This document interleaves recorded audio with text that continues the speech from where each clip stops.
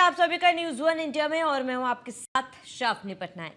2 राज्यों में कांग्रेस की हार के बाद एक बार फिर से राहुल गांधी की नेतृत्व क्षमता पर सवाल उठने लगे और दिलचस्प बात यह है कि ये सवाल बीजेपी की ओर से नहीं बल्कि खुद इंडिया अलायंस के नेताओं की ओर से ही उठाए जा रहे हैं। सपा नेता रामगोपाल यादव ने तो डंकी की चोट पर राहुल गांधी को गठबंधन का नेता मानने से ही इनकार कर दिया, जिसके कांग्रेस की ओर से भी तल्ख टिप्पणी की गई। सवाल उठता है कि क्या 2027 से पहले ही इंडिया अलायंस के भानुमति का कुनबा बिखरने वाला है। वैसे भी महाराष्ट्र में सपा ने इंडिया अलायंस से बाहर जाने का आधिकारिक ऐलान कर दिया। ऐसे में 2 लड़कों की जोड़ी टिक पाएगी, इसी मुद्दे पर चर्चा करेंगे। तो 2027 से पहले यूपी में क्या ये 2 लड़कों की जोड़ी टूट जाएगी, ये एक बहुत बड़ा सवाल है। जिस तरीके से दरार अलायंस में देखा जा रहा है, कई बड़े सवाल ये अलायंस में दरार खड़े कर रहे हैं। जहां एक और समाजवादी पार्टी के नेता ने राहुल गांधी को इंडिया अलायंस का नेतृत्व करने से ही मना कर दिया। उन्होंने कहा इंडिया अलायंस के नेता राहुल गांधी है ही नहीं। जहां एक और अडानी और इसके साथी संभल का मुद्दा काफी ज्यादा उत्तर प्रदेश में मुखर रहा और वहीं दूसरी ओर महाराष्ट्र में भी रार छिड़ी हुई है। अगर हम गठबंधन की बात करें, कई अन्य पार्टियों की बात करें तो कई अन्य पार्टी भी इसको लेकर सवाल खड़े कर रही है। बड़ा सवाल ये कि क्या वाकई में इंडी गठबंधन में दरार पड़ चुका है। तो लोकसभा चुनाव से पहले खूब शोर शराबे के साथ इंडी अलायंस हुआ था, जिसके बाद मोदी को हराने की रणनीति बनाएगी। लेकिन यहां पर मोदी को हराने की रणनीति जो है कुछ खास काम होती हुई नजर नहीं आई। हालांकि लोकसभा चुनाव के बाद कहीं ना कहीं कांग्रेस और राहुल गांधी को बल तो जरूर मिला था, लेकिन कहीं ना कहीं वो बल अब कम होता हुआ नजर आ रहा है। जहां लोकसभा चुनाव के बाद राहुल गांधी को एक तरफ हीरो बनाया गया था, अभी राहुल गांधी विलन बनते हुए नजर आ रहे हैं। तो समाजवादी पार्टी और कांग्रेस के बीच पहले टकराव था, अब धीरे धीरे बाकी पार्टियों में भी टकराव दिख रहा है। चलिए चर्चा की शुरुआत करते। तमाम मेहमान हमारे साथ जुड़ चुके। सर्वेश पाठक पॉलिटिकल एक्सपर्ट हमारे साथ जुड़े, मुन्ना खान नेता कांग्रेस हमारे साथ जुड़े हैं, डीपी यादव नेता सपा हमारे साथ जुड़ चुके हैं। मुन्ना खान जी, सबसे पहले आपका रुख करूंगी, वो क्या वजह रही है या फिर कौन सा साइड इफेक्ट रहा है जिसके वजह से इंडिया अलायंस में दरार देखी जा रही है। सबसे पहले तो मैं ये बताऊंगा कि कोई दरार नहीं है, ऑल इज वेल, सब ठीक है, दरार कुछ नहीं है। मैं ये पूछना चाहता हूँ कि जो लोग आज ये कह रहे हैं दरार है, तो वो हमें बताए कि किस बात का दरार है, किस बात का विरोध है। अगर इंडिया अलायंस की बात हो रही है तो एनडीए की भी बात होनी चाहिए। वहां तो दरार नहीं, वहां तो दर्रा है। इतना बड़ा डिफरेंस किसी भी दल में, संगठन में आज तक किसी भी घटक दल में नहीं हुआ जितना बड़ा आज दरार पड़ा हुआ है एनडीए में। कौन से दरार की बात कर रहे हैं आप मुन्ना खान जी? मैं उस दरार की बात कर रहा हूँ जिस तरीके से योगी आदित्यनाथ को कहा जा रहा है, इसे तो भीख मंगवाऊंगा, इसे तो भिक्षा मांगने की ट्रेनिंग दिलवाऊंगा, इसकी यथास्थिति को बदलवाऊंगा। आज जो उनके सरकार में मंत्री है, वो दरार नहीं है। मैं बात कर रहा हूँ योगी आदित्यनाथ और अमित शाह के बीच का। अमित शाह जाते हैं लखनऊ तो योगी आदित्यनाथ भाग के दिल्ली आ जाते हैं, अमित शाह दिल्ली आते तो ये दोबारा लखनऊ पहुंच जाते हैं। इन बातों पे बात चर्चा नहीं होगी। उनके एक मंत्री कह रहे हैं कि घटक दल एनडीए में कुछ नहीं है, किसी भी तरह से टाइम गुजार रहा हूँ, एनडीए में न मान है न सम्मान है, किसी तरह की बात नहीं, एनडीए को तो टूट जाना चाहिए, हम तो अब अपनी अलग चुनाव लड़ेंगे इस बार 2027 में। ये विवाद नहीं है क्या? लेकिन उन पे चर्चा नहीं होगी। चर्चा किस पे होगी? इंडिया अलायंस पे। चर्चा किस पे होगी? राहुल गांधी पे। अरे राहुल गांधी एनडीए का जिक्र कर रहे हैं आप मुन्ना खान जी। देखिए मतभेद मनभेद है, लेकिन खुलकर कोई इस तरीके से सामने आकर नहीं बोल रहा है। आप ये कह रहे हैं कि सब कुछ ठीक है। अगर सब कुछ ठीक है तो समाजवादी पार्टी के नेता रामगोपाल यादव जी का इस तरीके का बयान, जिन्होंने राहुल गांधी को इंडिया अलायंस के नेता मानने से तक से इनकार कर दिया, वही समर्थन समाजवादी पार्टी ममता बनर्जी की कर रहे हैं, जहां ममता बनर्जी ये कह रही है कि नेतृत्व जो कर रहे हैं वो फिलहाल नहीं कर पा रहे, उन्हें मौका मिलेगा तो अच्छा नेतृत्व करेंगे। ये आपको नहीं लगता है कि ये दरार है? नहीं नहीं, ये मनसा आप इसे कह सकते हो। अगर हमारे इंडिया अलायंस में मजबूत दावेदार है अभी, ऐसा नहीं है कि 37 सीट जो संसदीय 37 सीट जीता उन्होंने, तो कुछ तो बात है, तो अपनी इच्छा जाहिर कर सकते हैं। लेकिन सवाल यह है कि कोई भी फैसला, कोई भी निर्णय जब तक शीर्ष नेतृत्व नहीं बैठेगा, कोई फैसला नहीं ले सकता। फैसला लेने के लिए शीर्ष नेतृत्व की बैठक बहुत जरूरी है। और शीर्ष नेतृत्व जानता है कि राहुल गांधी की जो छवि है, जो राहुल गांधी जी जो करते आए, जो राहुल गांधी जी ने किया, 4200 किलोमीटर लगातार हिंदुस्तान को नापने का काम किसी नेता ने नहीं किया। इतिहास में पहली बार और ऐतिहासिक पैदल यात्रा जो हुई है वो हमारे राष्ट्रीय नेता श्री राहुल गांधी जी ने की है। जिस तरीके से जनसंवाद लोगों से की है, हर आदमी से, मजदूर, किसान, शोषित, वंचित, व्यापारी, महिलाएं, सभी से, जो भी पीड़ित लोग थे, उनसे मुखातिब होकर के उनसे बात करने की, उनके कष्ट को, उनके लेकिन आपके सहयोगी दल तो खुश नहीं है ना मुन्ना खान जी? सहयोगी दल तो खुश नहीं है ना? मैं लौटूंगा आपके पास। मैं डीपी यादव जी का रुख करूंगी। डीपी यादव जी, 2014-19 की तुलना में इस बार काफी ज्यादा अच्छा परफॉर्मेंस रहा है। ये गठबंधन बनने के बाद काफी अच्छा परफॉर्मेंस रहा, और इन तमाम जो नतीजे सामने आए थे, इन सभी पार्टियों में से कांग्रेस सबसे बड़ी पार्टी थी। लेकिन समाजवादी पार्टी को ये क्यों लगता है कि एक या दो राज्यों में नेतृत्व करने वाली टीएमसी जो है, फिलहाल इंडिया अलायंस का नेतृत्व कर सकती है? क्यों समर्थन दिया जा रहा है?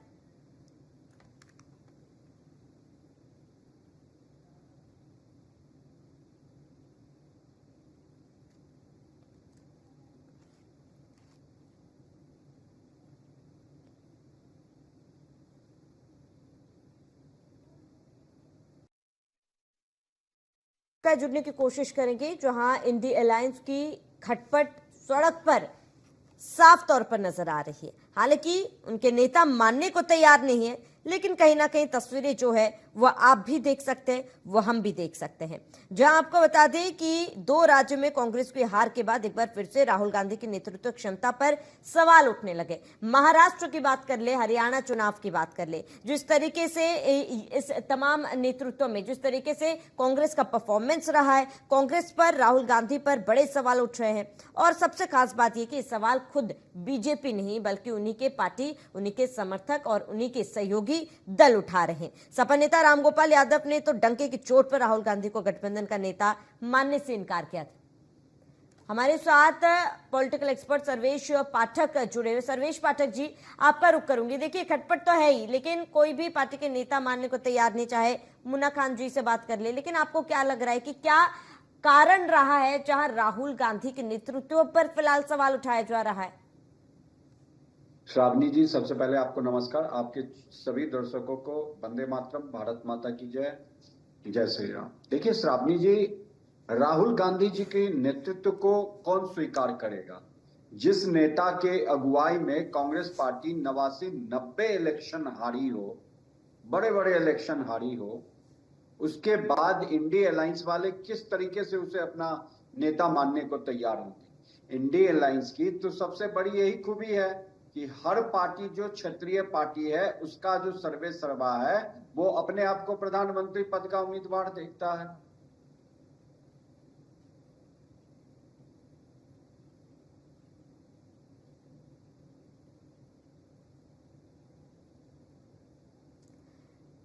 सर्वेश जी की आवाज नहीं पहुंच पा रही, दोबारा जुड़ने की कोशिश करेंगे। तो आपको बता दें कि आप कहीं ना कहीं कोई भी जो गुंजाइश थी वो इस रार के बाद साफ तौर पर देखी जा रही है। आपको बता दें कि इंडिया अलायंस की खटपट अब सड़क पर देखने को मिल रही है। लोकसभा चुनाव में अच्छे प्रदर्शन के बाद इंडिया अलायंस के नेताओं ने जोर शोर से ऐलान किया था कि साथ चलेंगे, हाथ से हाथ मिलाकर चलेंगे। लेकिन इंडिया अलायंस के नेताओं की ओर से कई बड़े सवाल अब उठाए जा रहे हैं, नेतृत्व पर सवाल उठाया जा रहा है। उनका साथ आगे भी कायम रहेगा, लेकिन उसके बाद जैसे जैसे राज्यों के विधानसभा चुनाव होते गए, वैसे वैसे दोस्ती और दावों की हवा निकलती गई। पहले हरियाणा और फिर महाराष्ट्र की करारी हार ने एक बार फिर से राहुल गांधी की नेतृत्व क्षमता पर सवाल उठाने का मौका दिया। हैरानी की बात यह है कि ये सवाल दूसरे नहीं, अपने ही उठा रहे हैं। रामगोपाल यादव की बात कर लो, उन्होंने तो साफ राहुल गांधी को इंडिया अलायंस के नेता मानने से ही इनकार कर दिया।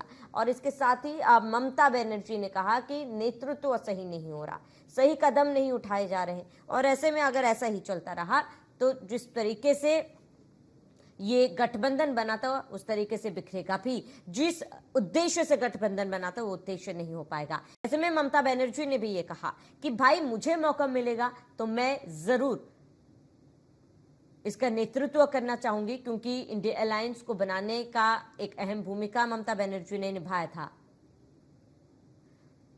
हमारे साथ पॉलिटिकल एक्सपर्ट सर्वेश पाठक जी जुड़े हुए। सर्वेश पाठक जी, आप क्योंकि मेरा सवाल आपसे यही था कि राहुल गांधी को क्यों दरकिनार किया जा रहा है। हालांकि मानने को तो तैयार नहीं है, लेकिन फिर भी जिस तरीके से नतीजे सामने आए थे, महाराष्ट्र हरियाणा के नतीजे सामने आए थे, उसके बाद उन्हीं के पार्टी के नेता, उन्हीं के सहयोगी दल जो है वो सवाल खड़े कर रहे हैं। श्रावणी जी देखिए, लोकसभा चुनाव 2024 के बाद 4 विधानसभाओं के चुनाव हुए। 4 विधानसभाओं के चुनाव में अगर कहा जाए मुख्य रूपेण हर जगह बीजेपी का कांग्रेस से फाइट रहा और उसमें बीजेपी ने उसको पटखनी दी। पटखनी इसलिए कह रहा हूं कि देखिए, हरियाणा में तो सीधी सीधी फाइट थी। आप जम्मू कश्मीर चले जाइए, कांग्रेस ने कितने सीट जीते वहां पे तो उमर अब्दुल्ला जो है, आईएनसी उनका जो है पार्टी, उसने अपने दमखम पे सरकार बनाई है। आज कांग्रेस को वो बाहर कर दे, कांग्रेस हट जाए, फिर भी उसकी सरकार को कुछ नहीं होगा। उसी तरह झारखंड में कांग्रेस की क्या है, शिबू सोरेन अपने दमखम पे वहां पे सरकार बना सकते हैं वहां पे। तो यही नेतृत्व का सवाल। कांग्रेस पार्टी का महाराष्ट्र में क्या हाल हुआ, उसके जो चीफ हैं नाना पटोले, मात्र 238 वोट से चुनाव जीतते हैं। तो ये इंडी अलायंस महज एक सारे ठगों का, लुटेरों का गठबंधन बना था, और जो कि 2024 के लोकसभा चुनाव में उन्होंने कुछ अपना प्रभाव दिखाया, जो एक झूठ और प्रपंच की राजनीति फैलाया। उसके बाद वही जनता है, वही महंगाई है, वही किसान है। और जहां सबसे बड़ा किसान आंदोलन होता था श्रावणी जी, हरियाणा, सबसे बड़ा किसान नेता चौधरी, जिसको 1100 वोट मिले। हरियाणा के किसानों ने, वहां के युवाओं ने, जो अग्निवीर योजना में भर्ती होते हैं, सबने भर भर के वोट दिया बीजेपी को। महाराष्ट्र चले जाइए, जहां पे लोकसभा में यूपी के बाद सबसे बड़ा जो प्रदेश है वो महाराष्ट्र है। 48 सीटें आती हैं। बीजेपी का बड़ा डिवेकल वहां भी हुआ। वहां भी बीजेपी अपने पिछले प्रदर्शन 2019 को दोहरा नहीं सकी। और लेकिन वही 4 महीना में ऐसे कैसे पलट खा गई। आखिर जनता को समझ में आया ना, जो ये हर बार महंगाई की बात करते हैं, वही अग्निवीर योजना की बात करते हैं, वही अडानी अंबानी की बात करते हैं, और वही बेरोजगारी की बात। सारे मुद्दे धरे के धरे हर राज्यों में, झारखंड में हो चाहे जहां भी हो, वो जहां जीते हैं 2 जगह ठीक है, आंशिक रूप से कांग्रेस पार्टी जीती। समाजवादी पार्टी ने लड़ने नहीं दिया यूपी में, उनको 1 सीट तक नहीं दिया। फिर अपनी वो गठबंधन की लाज बचाने के लिए कांग्रेस पार्टी ऐसी नतमस्तक हो गई कि ठीक है चलो हम दे देते हैं। उसमें भी समाजवादी पार्टी को जबरदस्त पटकनी दी गई। अखिलेश यादव बड़े बड़े बातें बोल रहे थे, सब बातों का पोल खुल गया। तो यहाँ पे यही नेतृत्व का सवाल उठता है कि राहुल गांधी के नेतृत्व में जब 90 चुनाव कांग्रेस पार्टी हारती है, हर छोटा बड़ा राज्य चाहे जो भी हो, सब हाथ से निकलता जा रहा है कांग्रेस पार्टी के। अब इससे, अब देखिए, बीजेपी और एनडीए को मिला के पूरे भारतवर्ष में आई थिंक 18 से 20 राज्यों में इनका शासन चल रहा है। अब जो कहिए, ये कभी स्वर्णिम काल 2014 के शुरुआती दिनों में था, जब बीजेपी पहली बार जीत के केंद्र की सत्ता में आई थी। अब वही फिर से आ चुकी है। तो इस चीज में कहीं ना कहीं जो अंदर खाने ये गठबंधन, ठगबंधन जो है, उसमें नेतृत्व का प्रश्न जरूरी उठेगा। क्योंकि मैंने पहले भी बोला कि जितने भी क्षेत्रीय दल के अपने जो सर्वासर्व नेता हैं, जो उनके संचालक है, सबके सब अपने आप को महत्वपूर्ण मानते हैं और सब अपने आप को प्रधानमंत्री पद पे सुशोभित देखना चाहते हैं। और ये हर पार्टी, हर दल का एक अपना वो होता है, क्या कहते हैं, विचार होता है, फ्यूचर देखने का उनका नजरिया है। तो लेकिन राहुल गांधी को वो कैसे नेता मान ले, जब उनकी पार्टी ही कभी उनकी बातों को दरकिनार कर देती है। अभी मुन्ना खान जी बोल रहे थे कुछ नहीं आ रहे, आपके नेताओं की तो पूरी पोल खुल के आ जाती है। हरियाणा में आप देख लीजिए, पूरी पोल खुल के आ गई। चुनाव चलते में लड़ाई चल रही थी। आप कह रहे थे कि अनिल विज जी और मुख्यमंत्री के दावेदार है, वो भी खुल के बोल रहे हैं। लेकिन क्या बीजेपी में कुछ ऐसा हुआ? अगर मुख्यमंत्री जिसको बनाना था बना दिया गया। अभी महाराष्ट्र में भी आप लोग गठबंधन को कह रहे थे, वहां भी वापस सरकार बन ठीक है, चुकी। तो ठीक है, मैं यहाँ लौटूंगी पे सर्वेश अगर पाठक जी, मैं लौटूंगी आपके पास है। डीपी यादव जी, आपका रुख करूंगी। क्या हो गया 2014-19 के बाद इतना अच्छा परफॉर्मेंस विपक्ष का रहा है, लेकिन कहीं ना कहीं उसी गठबंधन पर, उसी नेतृत्व पर सवाल खड़े हो रहे हैं। कांग्रेस पार्टी सबसे बड़ी पार्टी रही है अगर गठबंधन की बात करें, लेकिन ऐसा क्या हुआ कि समाजवादी पार्टी टीएमसी को जो है अपना समर्थन दे रही है? वो टीएमसी जो केवल मात्र 1 या 2 प्रदेश में जो है वो आगे या फिर नेतृत्व कर रही है। देखिए, कोई गड़बड़ नहीं है, सब सही चल रहा है।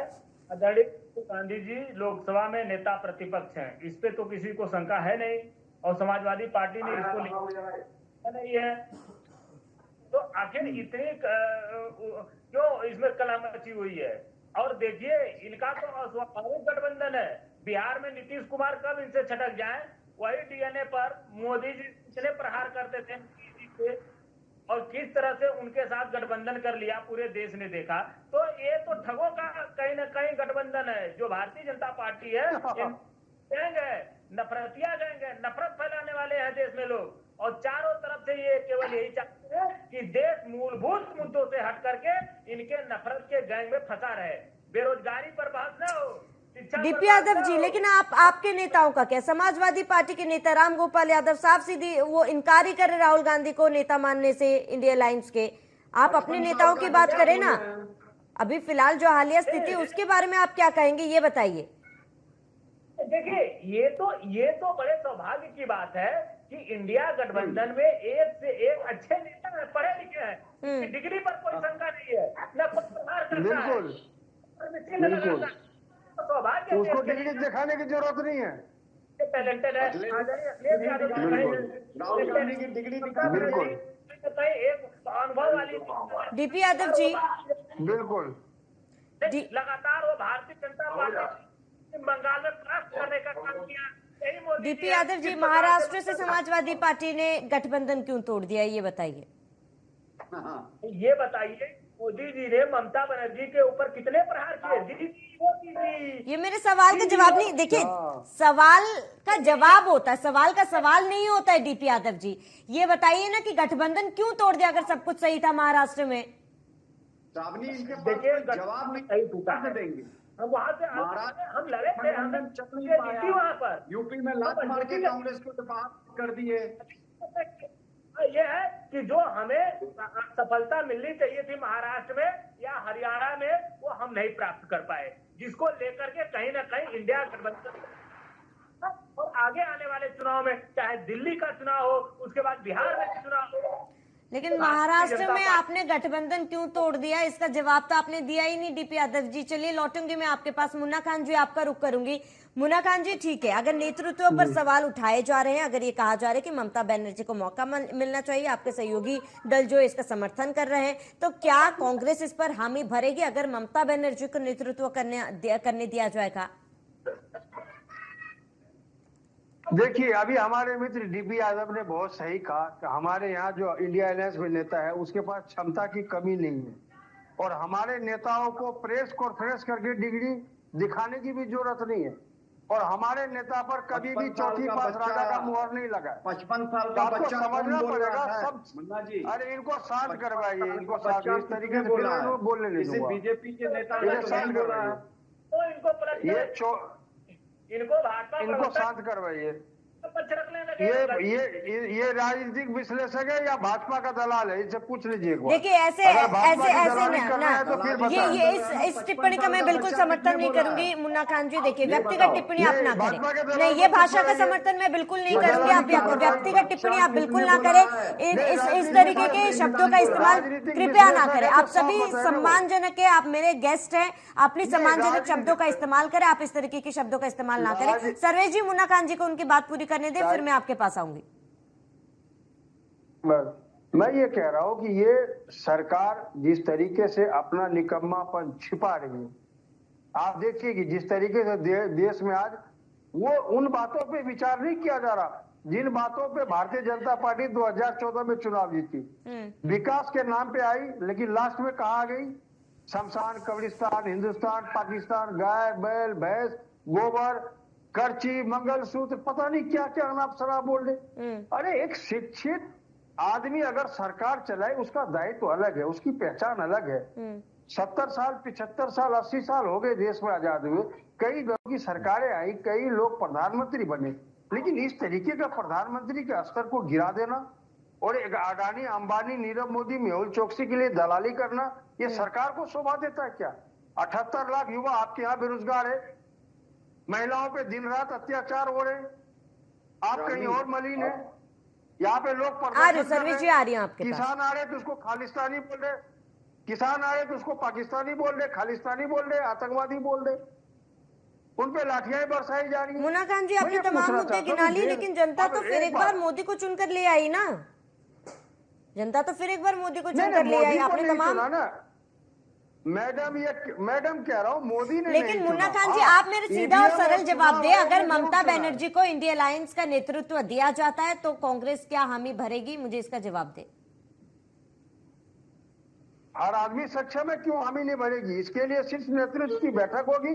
हमारे यहाँ अहंकार में कोई नहीं चलता, एक कार्यकर्ता की आवाज सुनी जाती है। हमारे यहाँ नागपुर से पर्ची नहीं आती, हमारे यहाँ निर्णय होता है, ठीक है, अध्यक्ष का ठीक है। चुनाव फाइनल होता है। कमेंट सर्वेश जी। सर्वेश जी, ममता बनर्जी और अखिलेश यादव जी, ऐसा सर्वेश जी यादव जी सक्षम नहीं है। सर्वेश जी जवाब दे। श्रावणी, आप अगर सच्चाई बोलोगे ना तो ये जो इंडी गठबंधन के नेता लोग हैं, इंडिया, वो आप पे पर्सनल अटैक करेंगे। जॉर्ज सोरस दलाल सोनिया गांधी है और ये मुन्ना खान मुझे बोल रहा है। शर्म आनी चाहिए मुन्ना खान, अपने 55 वर्ष के नेता को थोड़ा परिपक्व बना लो, समझ गए? यादव अपने नेता को अडानी के दलाल क्या बोलेंगे, अंबानी के दलाल क्या बोलेंगे? देखिए मैं बार बार इस चीज का जिक्र कर रही हूँ कि इस तरीके के शब्दों का इस्तेमाल ना करें। आप सभी पढ़े लिखे लोग हैं, मेरे सम्मानित गेस्ट हैं, आप प्लीज भाषा का मर्यादा रखिए। देखिए समय की कमी है हमारे पास। सर्वेश जी चर्चा को यहीं पर रोकना चाहूंगी। जुड़ने के लिए बहुत बहुत शुक्रिया। डीपी यादव जी आपका बहुत बहुत शुक्रिया। मुन्ना खान जी आपका भी जुड़ने के लिए बहुत बहुत शुक्रिया। तो एक बहुत बड़ा सवाल कि चुनाव से पहले पूरे जोर शोर से जो गठबंधन बनाया गया था वो गठबंधन की हवा निकलती हुई नजर आ रही है। क्या वाकई में गठबंधन में दरार है? ये एक बहुत बड़ा सवाल बना हुआ है। फिलहाल इसी के साथ इस बुलेटिन में इतना ही। देश प्रदेश की तमाम बड़ी खबरों के लिए बने रहिए न्यूज़ 1 इंडिया के साथ।